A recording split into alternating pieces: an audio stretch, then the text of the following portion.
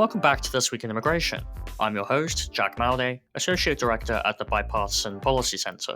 In this week's episode, BPC Senior Advisor Theresa Cardinal Brown sits down with Adam Ozimek and Conor O'Brien from the Economic Innovation Group to discuss EIG's new report, Exceptional by Design: How to Fix High-Skilled Immigration to Maximize American Interests. We discuss the benefits of high-skilled immigration, some common misconceptions shaping current policy debates, and the solutions needed to ensure the United States remains globally competitive. So stay tuned.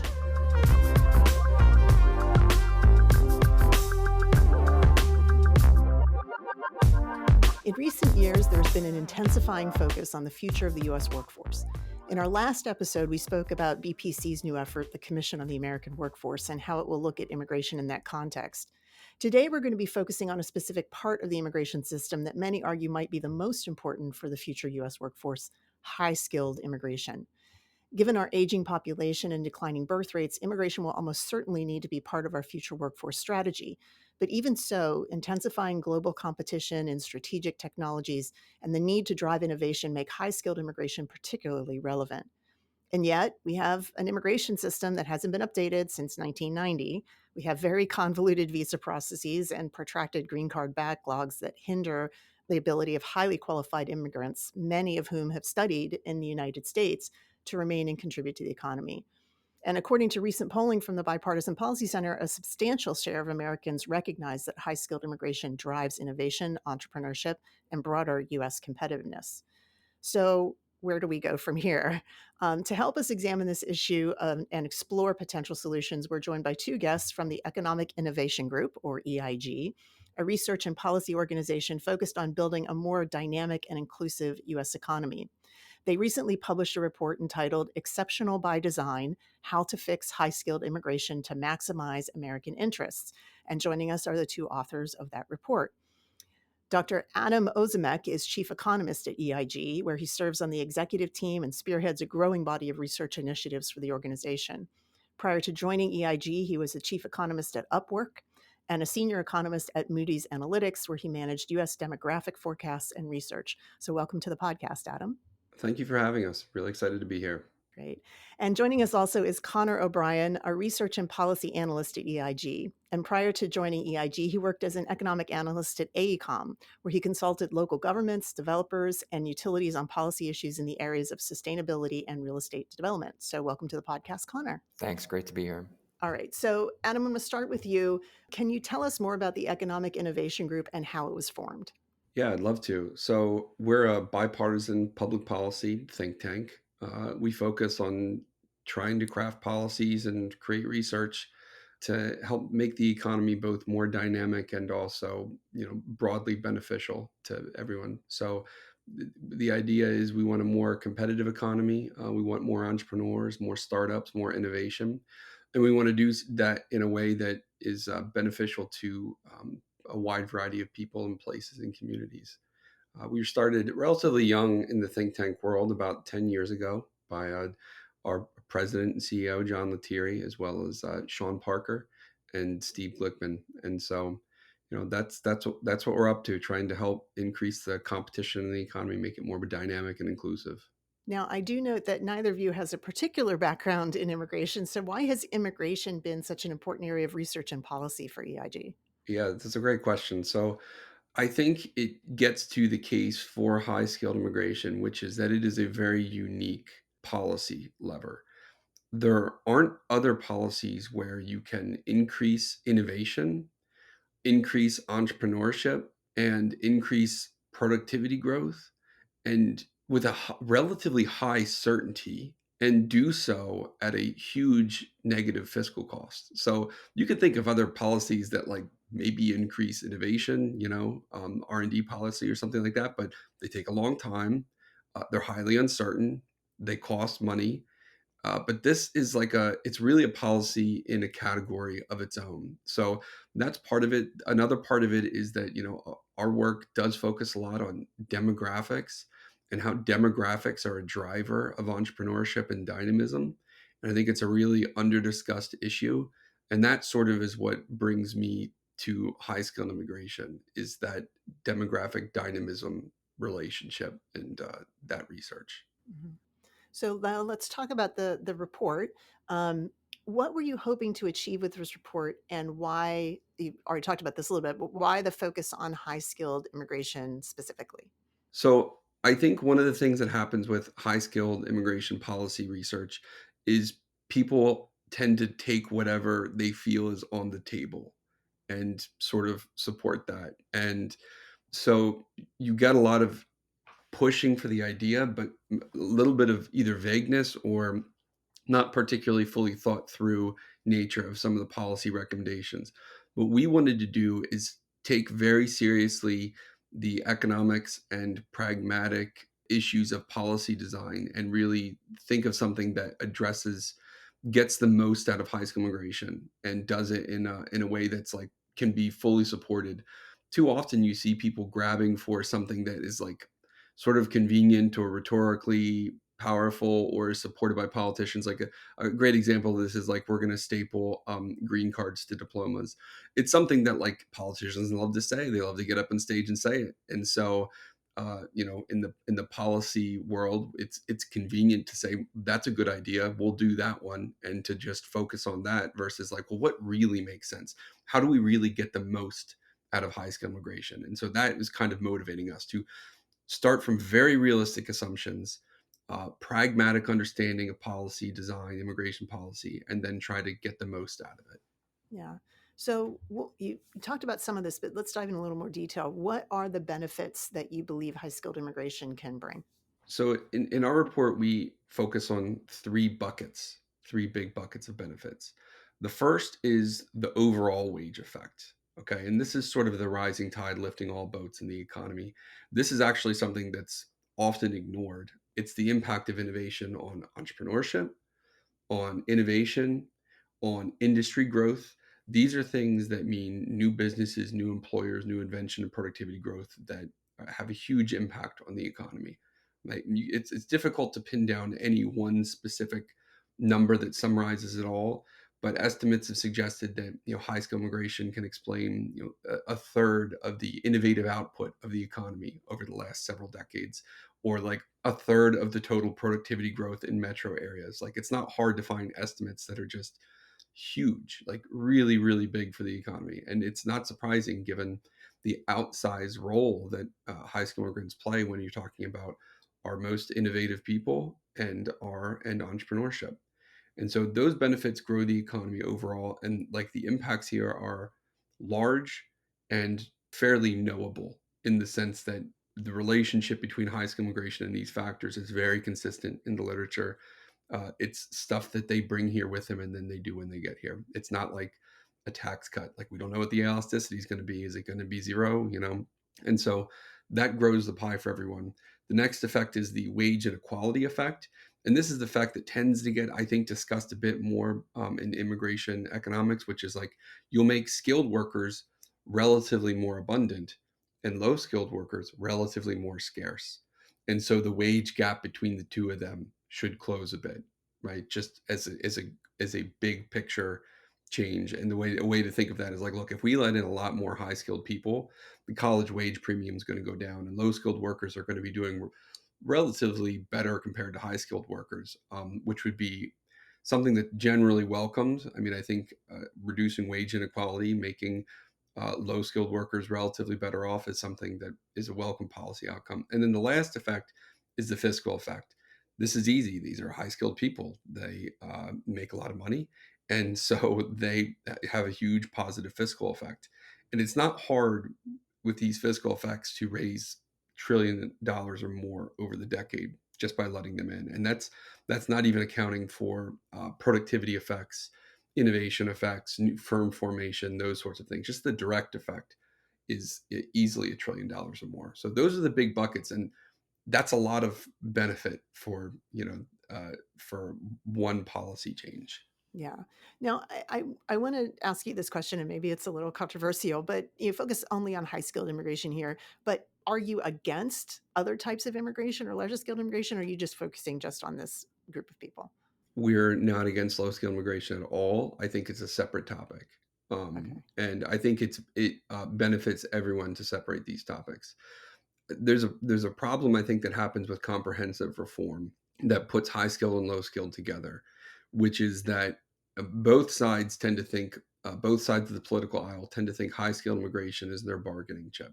And, Republicans will say things like, well, if you give us the border, we'll give you high skilled immigration.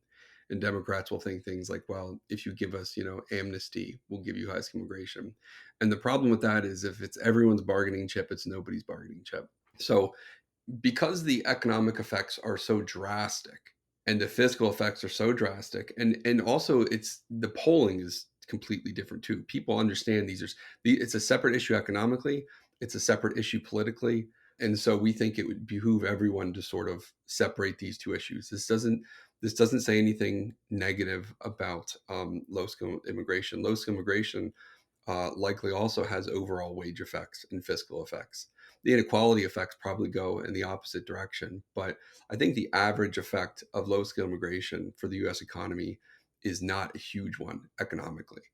I think it's positive. I do. I think it is positive. And especially in particular places, in rural areas, I think they could be doing substantially worse without low skill immigration. But it's not a first order driver of economic growth, innovation growth, nor could it be. So for that reason, I think it's different. Mhm.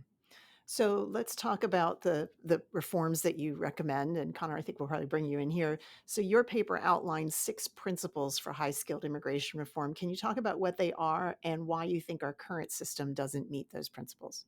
Yeah. So the first principle and sort of the underlying, sort of the principle that underlies the rest is that our high skilled immigration system should be designed first and foremost to advance the interests of US workers, US communities, the national interest of the United States. And this is fundamentally the reason why we have a skilled immigration system, right? Like, there are all sorts of reasons to have a broader immigration system, right? Like family reunification or taking in refugees, but those have different goals, right? So we're arguing here that like the employment based or the skills based part of our system should be like ruthlessly focused on outcomes and ruthlessly focused on making the United States like a more prosperous and innovative place. So that's principle number one. It's probably the most abstract of the 6. The second one is that visa pathways for high skilled immigrants should prioritize applicants with the highest earnings. So, the most obvious case where our current system fails right now is the H-1B. The H-1B is our signature skilled immigration program, and it allocates visas among eligible applicants at random. In no sane, rational world should the primary way by which we boost the economy, boost innovation via our immigration system, by no rational justification should that be random, right? I mean, that's crazy. So we want to refocus what pathways we can and create new pathways that prioritize those with the highest earnings first. The third principle is that visas should be prioritized by merit, not nationality. So we have this current problem with green cards where we sort of throttle them by country. Per country caps mean that no nationals of no country can earn more than 7% of green cards each year. That's sort of silly. This part of our immigration system should be purely merit based. In practice, per country caps actually reduce the average income of each incoming class of immigrants. So we want to scrap that and move to a more merit based system, which I think there's bipartisan support for, at least in the abstract. Fourth is the immigration system should make entrepreneurship easy. The US doesn't have a startup visa. There are some ways that you can start a business for sure through employment based pathways, but they're pretty clunky, right? And in cases like the H-1B, it is possible to be a founder on an H-1B, but it's really bureaucratically challenging. You may have to give up controlling interest in your company. We know that immigrants are almost twice as likely to start a business as native born Americans, that we think that we should, fully unleash those skills and that potential. And this is one way where our current immigration system gets it backwards, in that those who come through non-skilled, non-employment based pathways, they can start a business very quickly as soon as they come to the US. Whereas, the folks that we recruit specifically for their skills, specifically through these high skilled programs, they have to wait years to get a green card and then start a business. So we also think that the immigration system should cut red tape, cut bureaucracy. This system where we store documents in limestone caves outside of Kansas City is just not acceptable. I mean, not digital. The yeah, system is mostly not digital. this is the 21st century. I mean, I think it's reasonable to think that stuff should be computerized. But also that processes like labor certification, it shouldn't take months Or years. to process what it's. I mean, it's paperwork, right? So we think the immigration system should be much faster in like adjudicating applications in general. And finally, we think that we need more high skilled immigration. If you measure according to just green cards, employment based green cards are roughly 15% of the number of green cards we give out each year. The vast majority of our immigration system is not devoted to employment-based pathways. We think we think that the skilled part of our system should be the centerpiece of our immigration system rather than as it currently is, which is as an afterthought. So you talked about this a little bit when you were going through, but of those kind of principles for reform, what do you think are the most important that sort of are the keystone? Like if we can't do it if we can't do others, like we have to really focus on this. Yeah, I think prioritizing people according to pay is probably the most important of these principles. And it's probably the most readily achievable, right? Like assuming like we continue with the H-1B program, in our report, I say that because in our report, we propose replacing it with something a little bit different. But, there is bipartisan energy behind allocating H-1Bs according to pay with some adjustments. So I think that is, that's the most readily attainable and one where, we don't necessarily have to change the overall numbers to get like a much better bang for our buck or much higher like average earnings per, scarce number of visas that we give out. Although we do think there should be more, Right. but we think If we we can get a have lot to, more if we value. have to keep them limited, Yeah, that's how you said it. exactly. Adam, you have something to add here? Yeah, I think the wage by highest earnings is really important too. I would say my personal pick for the number one is expanding. It's larger because and it's kind of where we get at this paradox of when people propose these immigration policies that are like relatively poorly designed, like green cards to diplomas is not a great immigration policy, but if that was what's on the table, it's going to be massively beneficial, right? Like you can still get really big benefits from policy that's not optimized. It's not good to do that, right? Because especially in the long run, these sorts of problems tend to people game the system and make the There's most out of them. always Like unintended consequences you have to deal with exactly, on the back end. Yeah. like the H-1B auction is not optimal, No. but the biggest problem with it is that suboptimality gets gamed and that sort of undermines the whole system. So Yeah. the changes are all really important, but I would take a tripling of the H-1B as is today. I would Yeah. take that. Absolutely. I think that would be hugely beneficial. So reform matters, but numbers. Yeah, it's worth noting that the only reason we have a lottery is because the number of applications far exceeds the cap. It's the cap that requires the lottery because our immigration regulations say that the agency is supposed to process cases on a first in, first out basis. But when you have 65,000 visas that you can issue in a given year, plus 20,000 for advanced degrees, and the day that you open the application pool for the next year's fiscal allocation, you get 330,000 applications. There's no way you can do first in, first out because they're all coming in at the same time. And so that's why we have a lottery. The lottery is not prescribed in law. It is not even prescribed in regulation. Well, it kind of is now, but it's an outcome of the number of available visas far below the demand. And so I just want to point that out for our listeners who hear a lot about the H-1B lottery. And I personally agree with you. It's not the optimal way to allocate visas. It is a function, it is an operational function of the way our system has been designed that requires the department to do it that way. Adam, I'm going to come back to you because you're the economist here. You're in an elevator pitch to a member of Congress. You've talked a little bit about the economic case for high skilled immigration, but how do you kind of boil that down to get the average member of Congress, the average person in the public to understand why this, focusing on high skilled immigration is so economically beneficial? Because you hear a lot of things, and we'll talk about this a little bit later, about the wage impacts or they're taking jobs from Americans. How do you kind of cut through that and say, no, here's why it's good? Yeah, I think that the elevator pitch is that there's no other way to hugely boost GDP growth per capita, reduce inequality, and raise over $1 trillion. It's that trifecta.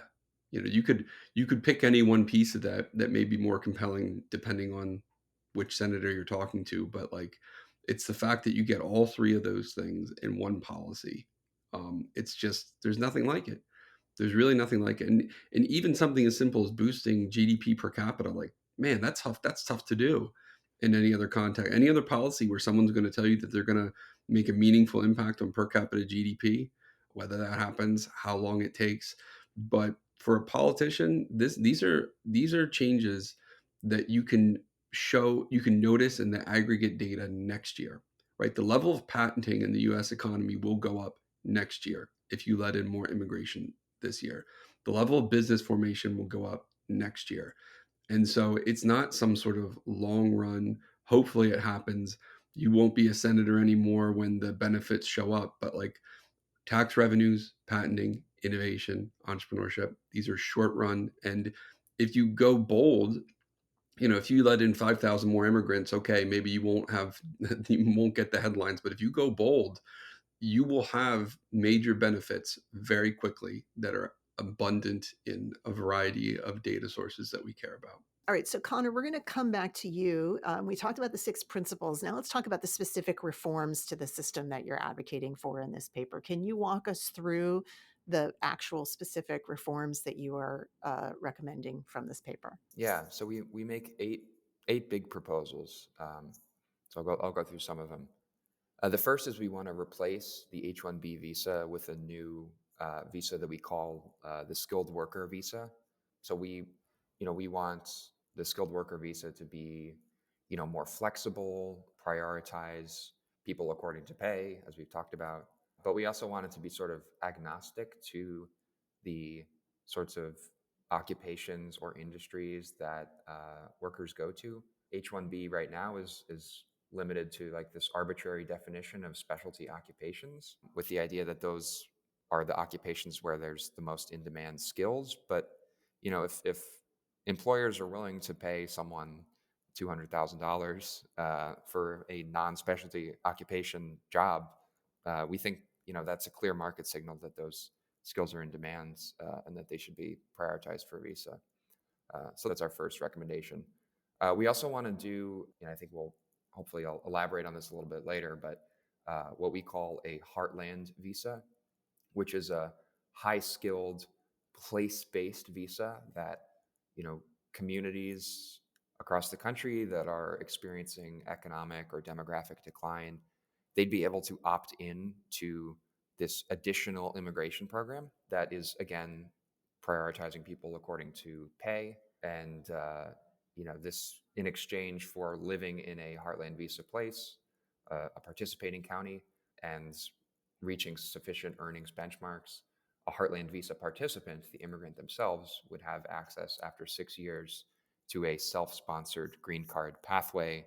If you prove that you're setting down ties and meeting the demand for skills in your local community through a Heartland visa, you'll have access to this green card that allows you to stay here permanently. We also propose a chip maker's visa. This is a paper we originally put out in 2023.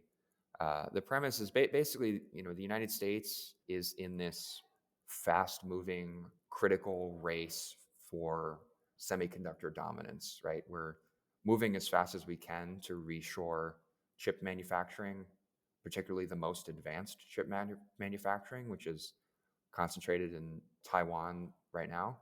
So, the deal on the table here with the chip makers visa is we say, to these manufacturers, if you invest here in the United States, full stop, talent will not be a bottleneck for the next 10 years at least. So this is a limited 10,000 visa per year program over 10 years to sort of meet the needs of these firms that are trying to reshore as fast as possible. So much more narrowly targeted than some of the rest of these reforms. The next one is what we call an EBX visa or an EBX green card. So this is essentially like if you are consistently earning at a high level on the US labor market, you shouldn't have to wait for an employer to sponsor you. If you're making, well over $100,000 year after year after year, you've already proven that you are unambiguously contributing enormous value to the US economy. So, there should be a pathway to keep you, right? Because our immigration system should not just be about attracting top talent, but it should also be about retaining top talent. Because ultimately, if really highly skilled people leave, that really hurts the United States. And we also propose abolishing per country caps, as we talked about earlier. We want to make sure that children of long-term visa holders don't age out of their status. This is called the documented dreamers problem. That's another an outgrowth of sort of the dysfunction of our immigration system, where we have people on green card backlogs for so long that their children grow up and lose their immigration status. It's crazy, and these are kids that are just reaching their prime working years, and we say you have to leave. So we want to fix that problem. And we also want to allow the spouses of high skilled visa holders to work. So right now, H4 visa holders, who are the spouses of H1Bs, they can't work unless their spouse has a pending green card application. Half of these folks have graduate degrees. Something like 98% of them have bachelor's degrees. I mean, this is just like tax revenue sitting on the table. We invite these skilled people here and say, you can't work. It's crazy. It's not in the interests of the United States, whatever definition you may use there. And the last one is we want to convert the optional practical training program. So this is the either 1 or 3 year appendage to your F1 visa that you can use to work in the United States after you graduate. We want to just convert that into a 1-year recent grad visa that's more flexible and sort of say like, go try to find your way in the labor market, try to find a high paying job for one of these other pathways in whatever industry you want. But then at the end of that 1 year, you need to get on one of these pathways that prioritizes people according to pay. So those are our 8 ideas. Yeah. So there's a lot to unpack there, but I want to come back to something Adam said earlier, which is about sort of strategy, right? We've had lots of attempts at comprehensive immigration reform. So are you saying that these 8 ideas should be a package, or are you saying each of these ideas has merit and we should look at them? Yeah, so you could take a lot of these pieces, but it is designed to be mutually supportive. And if you think of immigration as like a pipeline, okay, you need to have a pipeline all the way from student to green card with the work visa in between, really pushing the meritocracy. And so the system is designed to work like that. And what ends up happening is if you only consider one part at a time, then other parts end up sort of breaking. Like, we didn't expand enough work visas. And so student visas became a band-aid for that, right? And so you can't really fix the student visas until you fix the number of work visas. But if you just expand work visas, then you're going to get more people in the green card backlog, right? So you can't. So there's a strong case for making sure you do all these things to make it work together. But there are a variety of pieces of this that legislators could do sort of on their own. Heartland visas could stand on its own, and indeed there is standalone legislation.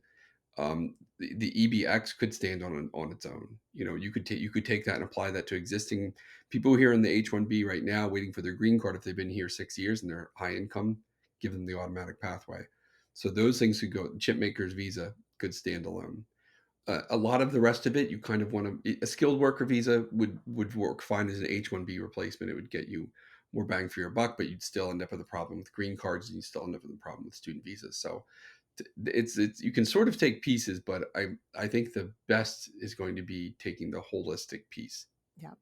So Thank you both for walking us through those key reforms. We're going to take a quick break, but when we come back, we'll talk about some of the economic myths that EIG's report challenges and a closer look at this Heartland visa proposal. So stay with us.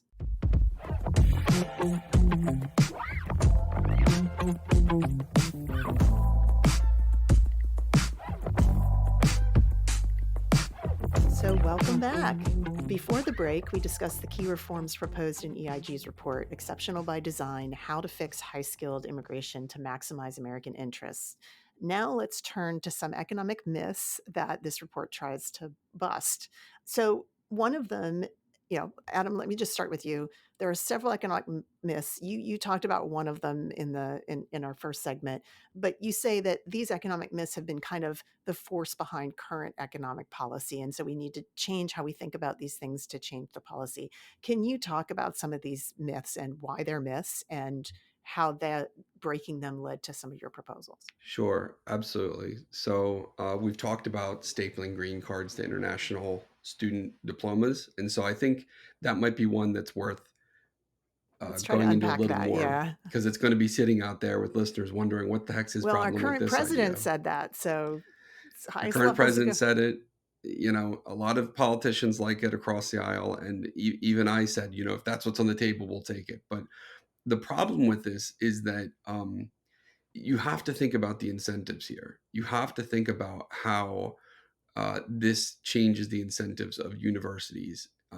For universities, foreign-born students are a great source of revenue for them, especially at a time when you see declining enrollment in the U.S. for a lot of demographic reasons.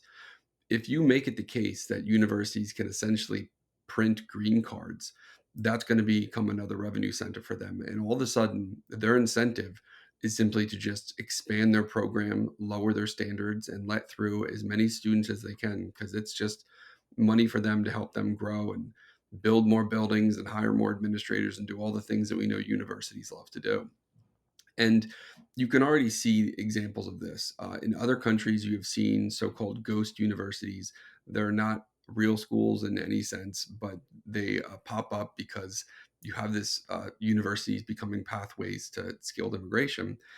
And in the US, we certainly have examples of schools that you can look at and say, this is not really, this program is not really educating people in an economically meaningful way. I mean, there's a reason why there's such political support for student debt forgiveness. And it's because there are plenty of programs that don't pay for themselves, even if the average program, of course, does. And so it's just not the case that universities should be who we're relying on to determine who are the most skilled people to let into this country or not. I think that should be done by earnings. Mm-hmm. So what are some of the other economic myths that you challenge in the paper? Another one is this idea of using labor market shortages as a way to, customize immigration policy. You hear a lot of times, well, we should let in more workers where we have shortages, and that this is somehow the best way to do it. There's two big problems with this. One, there's not really any definition of shortage. Mm-hmm. It's a very vague concept. And so what you end up getting is these weird proposals where it's like, well, if there's an occupation where the number of people applying is growing and wages are growing, then we'll call that a shortage. And I just find it strange to the idea that we're going to pick, the particular wage distribution of occupations today, and we're going to try to hold that frozen. And if any occupation, the wage starts growing, well, we need to point policy at keeping that wage down. Like, I don't think that wages of welders going up is a public policy problem, for example. So you have no real definition, and you end up with these strange designs of policy that don't really, make a lot of sense on their own. The other issue is that, like, there's just not a strong argument to be made that economic benefits flow from shortages rather than the sort of benefits we've talked about, which are the spillovers. So if someone wants to come to this country and be a neuroscientist and patent important innovative breakthroughs, and they can earn $400,000 a year, do I care whether their occupation is on some shortage list? Right? There's no sense in which these shortages map to the benefits that matter. And so let's just focus on the benefits that matter, which we can more directly measure and you're just going to do much better by focusing on earnings as measuring these sorts of things. So now we certainly agree that there are a handful of examples where a concept of a shortage is close enough to being economically identified and meaningful. Agriculture, I would say, is a good example there, because we have decades of research demonstrating that agricultural workers come here, and if they don't come here, those jobs just don't go filled. And like, whatever definition of shortage you're operating on, zero people willing to do the job, I think probably passes there. But even there, the real economic rationale is that the industry will shrink drastically without these workers. So, that to me is a pretty well validated case. You have other examples like doctors. The number of people who can become a doctor is very strictly and bureaucratically controlled. So, you know, there's a good argument that looks about like what you would think of as a shortage. So, but outside those examples, a shortage is just not a great way to think of the benefits of high skill migration, nor is it a great way to think about the labor market in general. Yeah.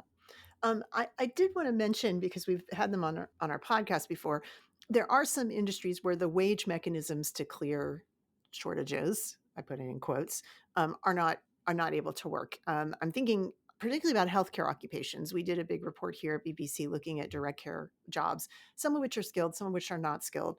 But because most healthcare jobs are paid for by reimbursement rates from insurance companies or Medicaid or Medicare, the market the wage is not really market adjustable.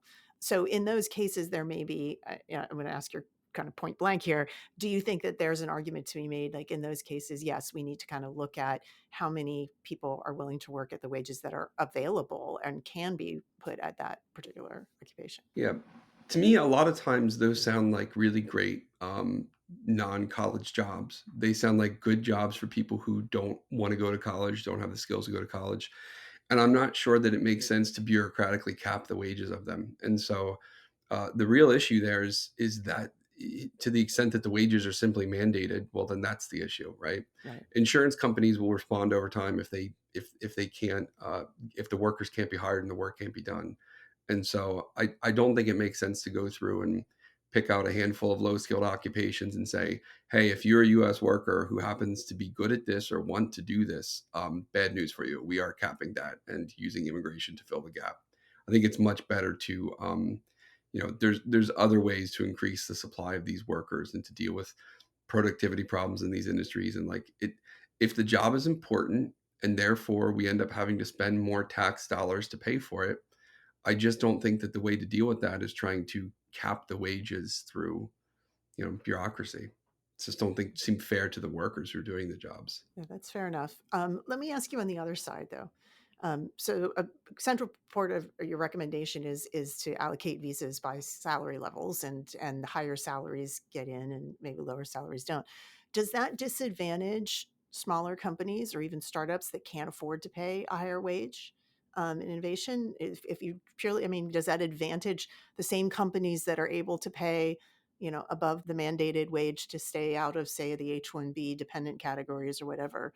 Are they more likely to just kind of gobble up this new visa categories as well? So one of the things I will say is that like we tried to come up with the idea for a startup visa to sort of address this issue because obviously we're the economic innovation group. We're concerned about economic dynamism. We're concerned about startups and entrepreneurship. And so, to the extent that policy could be a lever to help that, I think that's a good question to be asking. One of the problems is that just pragmatically, it's very difficult to guarantee that any startup is really a startup versus just owned. If we look at, like, for example, and again, you have to keep in mind people are going to work hard to game the system. If you look at the sort of IT consulting companies that I think most people agree are not the best use case for a skilled visa, it'd be very easy for them to spin up a wholly owned subsidiary every year and call it a startup. And that startup, all it does is house the skilled worker. So you have a real bureaucratic challenge. And you see this in other countries who try to do startup visas. And they're like, yeah, we'll approve startup visas. Just give us your business plan and then we'll have a bunch of bureaucrats vet your business plan. Like, it's just not a very scalable solution. So that's part of the issue. But I think that another thing to consider is the way that relative to the status quo, small businesses would see a huge benefit from this directional change. So a lottery is also not very good for a small business, because like if you're a large business, you can sort of take a portfolio approach to hiring. We need 300 programmers. We've got a 1/3 chance of winning a lottery. So we're going to apply for 900 H1Bs and we're good. If you're a small business, you're going to be more looking for key people, and you can't take a portfolio approach to key people. You can't be like, well, we need this guy to be our CTO, and if we don't get him, our company's going to be out of business. So let's have a 1/3 chance that we're going to get him. So I do think moving to the earnings based system relative to a lottery would actually work better for small businesses. And the other two places that we help are, one is simply on quantity. Like there are going to be more skilled pathways available. So that's very helpful. And I also think when it comes to the Heartland visa, this is a great option because if you are a small business and you want access to skilled workers, but you're having a tough time uh, getting the labor supply you need because you have to compete with large corporations, something you can do is move to a Heartland visa area, move to a demographically struggling place, move to, Buffalo or West Virginia, and then you'll have more access to high skilled workers. So, and that I think is a positive too. It helps specifically incentivize entrepreneurs to locate to the parts of the country that sort of need more entrepreneurship. So, on the whole, I think that it would be awesome if we could come up with a startup style visa that's particularly aimed at entrepreneurs. I think that's a great thing to keep thinking about and talking about. But in the meantime, I think taken as a whole, our policy would make those companies substantially better off. Not to mention the immigrants who are right now sort of trapped on a green card or an H-1B and want to start their own company, want to become their own entrepreneurs. They would certainly be made better off. Yeah, yeah. So we mentioned the Heartland Visa several times. So let's dive into that a little bit more detail because this is a program that I know EIG has talked about for years now. And you did work closely with Senators Todd Young and Joe Manchin in the last Congress to introduce a Heartland Visa Act. Talk about what the legislation would do and what you think the prospects are for reintroduction or movement of anything like this in the current political climate. Connor, do you want to take that? Yeah, so the Heartland Visa Act, introduced by Senators Young and Manchin, it would enable about 1,700 counties in the United States. This is a county-based program to opt in to receiving Heartland Visa holders. So the program is like voluntary in two directions. Communities that are seeing stagnant population growth, stagnant prime age population growth, and counties that critically, this third criteria, they have housing markets that are capable of absorbing lots of new people.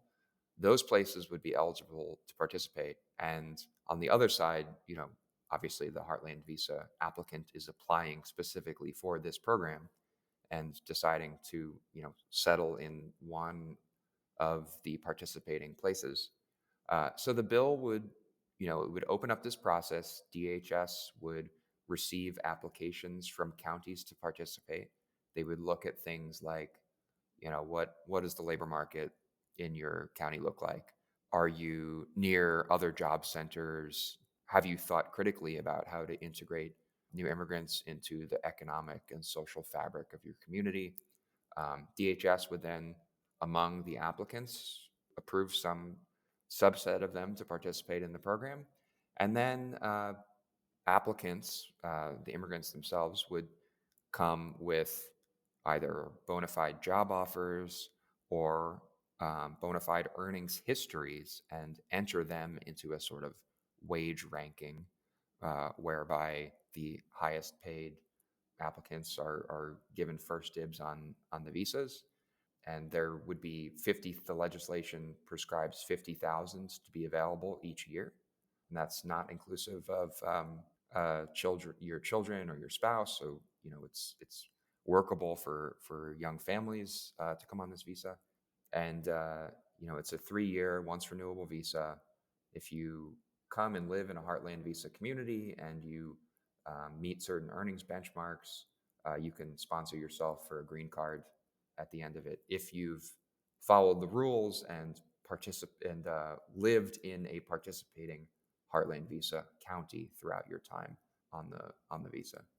So, are there plans to reintroduce that bill this Congress? Obviously, Senator Manchin's not there anymore, but what's going on with that bill now? Yeah, it'll forever be an honor that this was probably the very last thing that Joe Manchin did as a member of the United States Senate. I think we're hoping that this can get reintroduced at some point this year. Yeah. So, obviously we're in an interesting political environment. We just legislatively, Congress has not been successful in a very long time in passing immigration legislation. What do you think about your proposals make them maybe particularly politically potent at this moment in time? It's a great question. There is I think probably because of, as we've discussed, immigration tends to be discussed, policies tend to be proposed that are comprehensive. There's a sense that, well, immigration is something that's politically risky or politically costly, but we've done multiple surveys now, and so have others, showing that high-skilled immigration is extremely popular. 78% of voters support it overall. And even among likely Trump voters, so this was done towards the end of 2024, 71% support more high-skilled immigration. And so this is something that I don't know what to do about it. We just keep telling everyone, this is not, you're a conservative populist, great. Here's a popular policy. Like, people are projecting onto voters what they think they believe about immigration. But just because large swaths of the country are upset about illegal immigration and border security, and even low-skilled immigration remains relatively divisive, although enjoying more support than illegal immigration. High-skilled immigration, it is truly a bipartisan popular issue. And it's one of those things where, like, we tell people, and I just don't, well, for whatever reason, people can't digest it. And I can tell you this isn't about how we ask the questions, right? Because we actually came to this survey, we were trying to figure out what ways to describe high-skilled immigration enjoy more support rather than less. And so we asked this question many different ways. We tried a variety of ways to do it, including like really context-free. We start right away. We're like, tell us, do you like high-skilled immigration? Without making any claims about high-skilled immigration. And then we do a ton of different ways. And it's all the same. It doesn't matter. People like it. Like, it doesn't matter how you describe it. It doesn't matter whether you try to describe it in a vague way or an entrepreneurial way or a skill-friendly way. It's like, high-skilled immigration is popular. And I don't think it should be as surprising as it is. I think when you look at the political science literature on why people tend to oppose immigration when they do, it's mostly about negative stereotyping, especially economic negative stereotyping.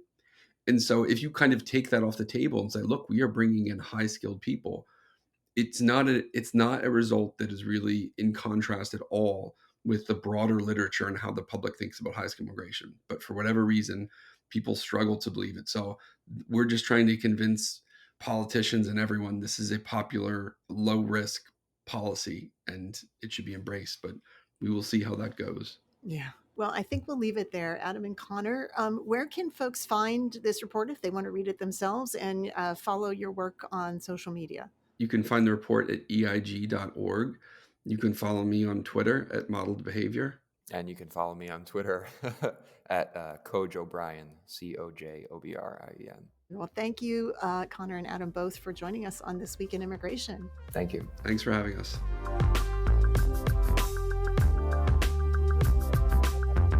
And that's a wrap on this episode of This Week in Immigration.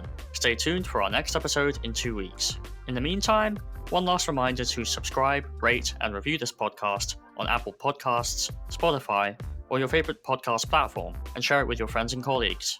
You can also find more information on all the issues we discuss here on the show at bipartisanpolicy.org/immigration. You can follow the Bipartisan Policy Center on the X platform at BPC_bipartisan. You can follow Theresa Cardinal Brown at BPC_T Brown, and you can follow me at Jack Malday. Send your comments and feedback to us by email to immigration@bipartisanpolicy.org. I'm Jack Malday. This Week in Immigration was created and executive produced by Theresa Cardinal Brown. This episode was written by myself, Theresa Cardinal Brown, and Diana Wang. Joshua Joe is our audio editor. The executive producer of BBC Podcasts is Lucy Manning. Talk to you next time on This Week in Immigration.